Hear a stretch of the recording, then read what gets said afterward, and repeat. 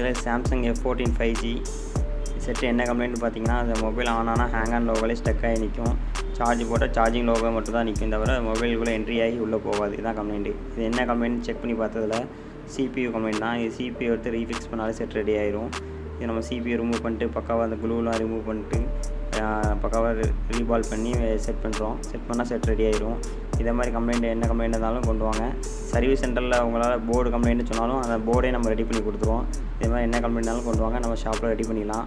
நம்ம ஷாப் வந்து மேலப்பாளையம் சந்தை, அராஃபி மொபைல்ஸ், திருநெல்வேலி. அடுத்த வீடியோவில் பார்ப்போம்.